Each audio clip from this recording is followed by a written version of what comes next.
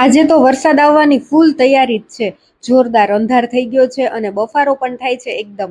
હું તો વરસાદને રિક્વેસ્ટ કરીને આવી કે હમણાં ઘડીક ખમી જાજે, મારે મશીનમાં કપડાં ધોવાઈ જાય પછી વરસ છે, બાકી તારા પગલે અમારે લાઇટ વહી જશે. અને અમારે જો મશીનની એક આંખ વહી ગઈ છે.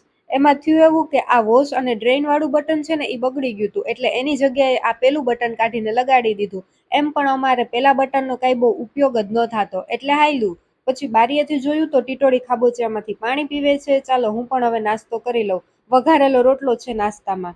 એટલી જ વારમાં ઝીણા ઝીણા છાંટા પડવાનું શરૂ થઈ ગયું અને કપડાં પણ ધોવાઈ ગયા છે, એટલે વાંધો નથી. બધા કપડાં અંદર જ સૂકવી દીધા છે, થોડાક આ બાજુ ને થોડાક રૂમમાં.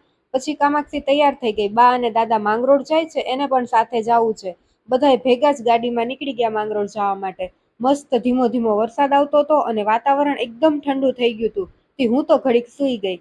પછી મેં ગલકાનું શાક ને રોટલો ચોરી નાખ્યા અને વરસાદ જોતા જોતા જમી લીધું. થોડીક વાર થઈ ત્યાં તો ધોધમાર વરસાદ શરૂ થઈ ગયો, કાંઈ દેખાય નહીં એવો. પણ આવા વરસાદમાં અમારે લાઇટ છે એ બહુ સારું કહેવાય. માંગરોળ પણ બહુ જ વરસાદ હતો. થોડીક વારમાં જ બધાય પાછા આવી ગયા અને કામાક્ષી એની સ્પેશિયલ જગ્યાએ બેસી ગઈ વરસાદ જોવા માટે. ત્યાં તો એને ચિપ્સ ખાવાનું મન થઈ ગયું. પછી મેં એના માટે ચિપ્સ બનાવી ને મેં મારા માટે સૂકી ભેળ બનાવી, વઘારેલા મમરામાં ચવાણું, ડુંગળી, ટમેટા એ બધું નાખીને. આવા વાતાવરણમાં ભૂખે પાછી બહુ લાગે. બપોર પછી થોડોક વરસાદ ઓછો થઈ ગયો એટલે અમે પાણી જોવા જઈએ છીએ.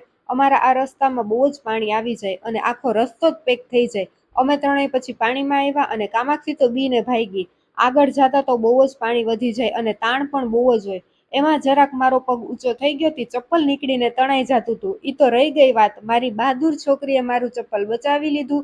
મારું ચપ્પલ બચાવવામાં એનું ચપ્પલ પણ વયું જાત, પણ વાંધો ન આવ્યો. અમારા બેયના ચપ્પલ કામાક્ષીએ બચાવી લીધા.